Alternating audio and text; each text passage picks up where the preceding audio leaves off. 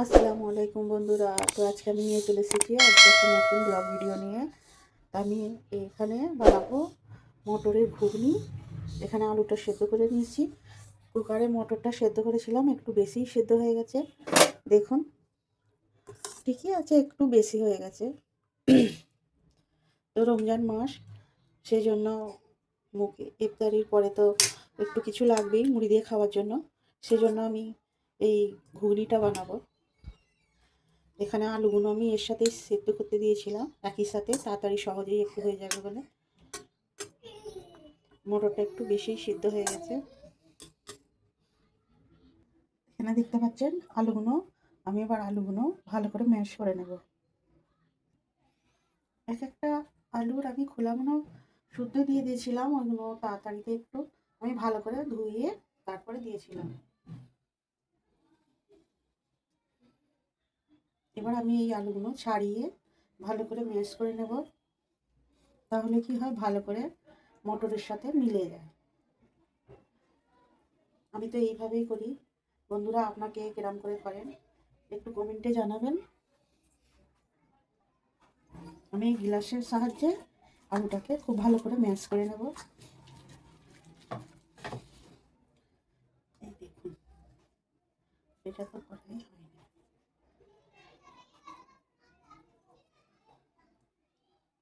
এইভাবে আমি সব আলুগুলো ভালো করে ম্যাশ করে নেব।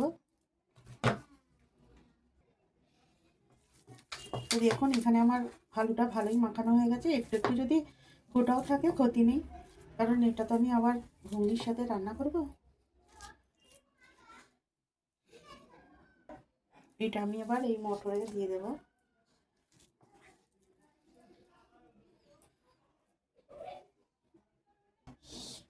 এবার আমি একটু এটা গুলিয়ে নেব এর সাথে, ভালো করে মিশিয়ে নেওয়ার পরে আমি আবার এটাকে রান্না করব।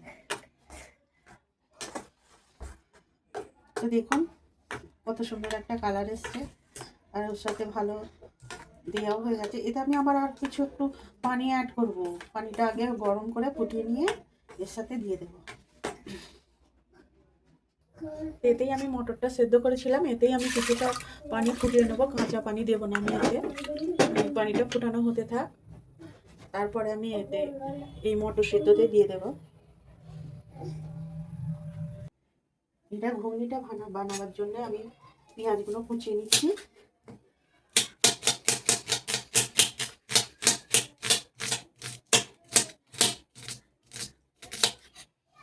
এবার আমি সব কিছু রেডি করে নেব।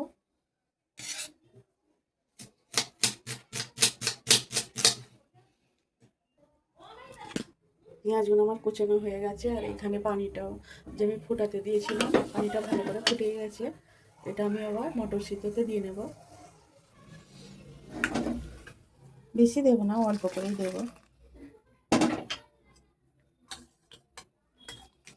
এটা আবার রান্নার পরে না হলে আর একটু ঘন হয়ে যাবে, সেজন্য আমি একটু পাতলা মতো করে নিচ্ছি।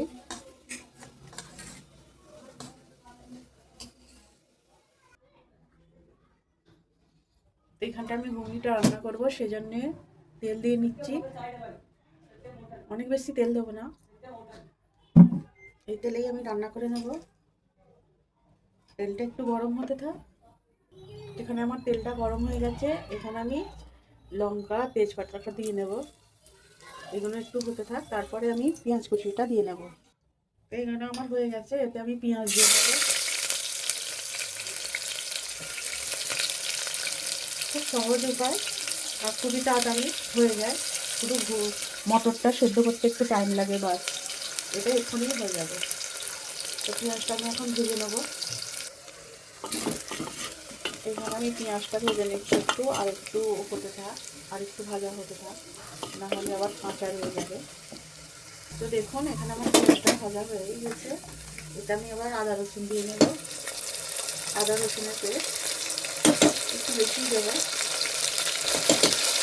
এটা একটু ভেজে নিই।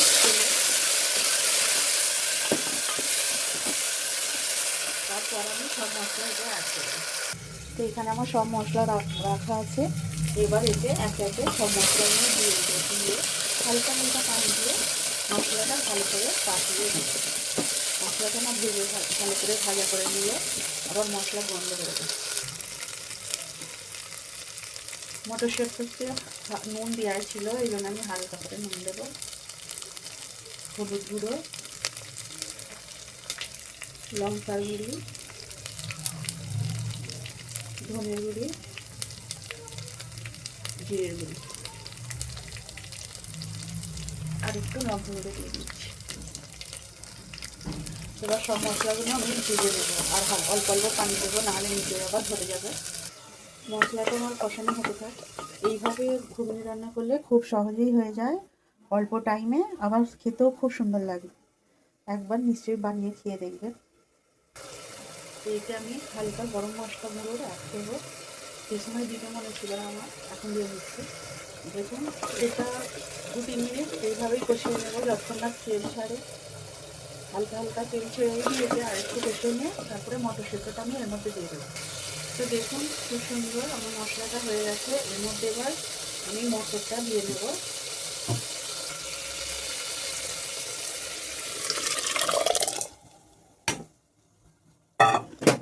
দিয়ে 1-2 বার নাড়িয়ে দিই, আর অল্প কিছুক্ষণ ফুটলেই আমার ঘুগনিটা হয়ে যাবে। তো দেখুন কত সুন্দর একটা কালার এসছে। আমার ঘুগনিটা এখন হয়ে গেছে, দেখুন ফুটে গেছে আর কতটা সুন্দর হয়েছে। এইভাবে আমি এবার এটা নামিয়ে নেব। আর আমাদের এখন রমজান মাস চলছে, সেই জন্য আমি আরও অন্য কিছু রেডি করে নেব। আমি আলুর চপ বানাবো। এখানে সেদ্ধ মটরে বেশি একটু সেদ্ধ হয়ে গেছিলো, এটা একটু রেখেই দিয়েছি। আলুটা সেদ্ধ করা ম্যাশ করা আছে। এখানে কড়াইয়ের তেলটা গরম হয়ে গেছে, আমি এতেই কিছুটা জিরে আর শুকনো লঙ্কা দিয়ে নেব। তেলটা ভাজা হয়ে গেছে, আর পেঁয়াজটা দিয়ে নেব। পেঁয়াজটা হালকা ভাজা হয়ে গেলে আমি আলু সেদ্ধ মাখিয়ে রেখেছি এটা দিয়ে দেবো।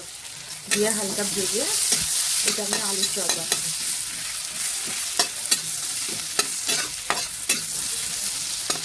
এইটা ভাজা হতে থাক। তো আমাদের এইখানে দেখুন মৌসুম খুবই খারাপ, এখন আবার বৃষ্টি এসে পড়েছে। এমনিতেই এখানে অনেক ঠান্ডা, কলকাতার মতো গরম নয়। আমরা থাকি উত্তরকাশীতে, উত্তরাখণ্ডে। মৌসুম এখানে আকাশে খুবই মেঘ, মৌসুম খুবই খারাপ, এখন বৃষ্টি পড়ছে এখানে। তো পেঁয়াজটা আমারও ভাজা হয়ে গেছে, বোঝা যাচ্ছে না কারণ এখানে আমি এতে একটা ডিম ভেজেছিলাম, তো সেজন্য তেলটা অনেক ফেনা হয়ে যাচ্ছে। এবার আমি আলুটা দিয়ে নেব। আলুটা দিয়ে নিয়েছি, এবার আমি ভেজে নেবো আলুটা।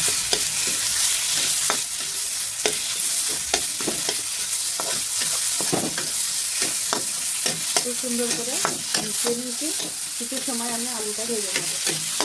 আর এখানে খুবই অল্প, কারণ এখানে দুজনই থাকি, আমার হাজব্যান্ড আর আমি। আর এখানে কেউ থাকে না, আমাদের পরিবারের সবাই কলকাতায় থাকে, সেজন্য খুবই অল্প করে। তো দেখুন আলুটা আমার ভাজা হয়ে গেছে, এবার আমি নামিয়ে নেব। দেখুন বন্ধুরা, আমার এখানে ঘুগনিটা হয়ে গেছে, আর কতটা লোভনীয় আর সুন্দর কালার এসছে। এখানে আমার ফলমূল সব কুচোনো হয়ে গেছে, এবার আমি পেঁয়াজুটা করে নেব। এখানে আমি বেসনটা রেডি করে নেব। এতে কিছুটা কর্নফ্লাওয়ার আর বেসন নিয়েছি, বেসনটা ফাটিয়ে নিই। বেসনটা আমি ফাটিয়ে নেব।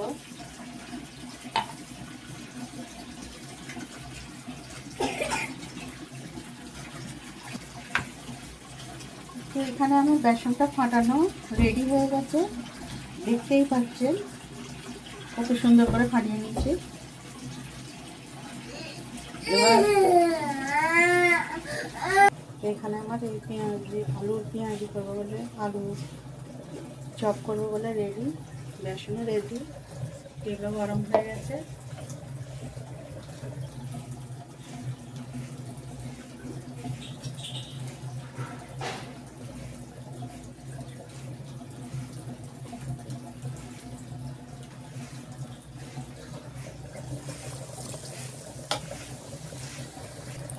এখানে আমার পেঁয়াজি আর আলুর চপগুলো ভাজা হচ্ছে। বন্ধুরা আমার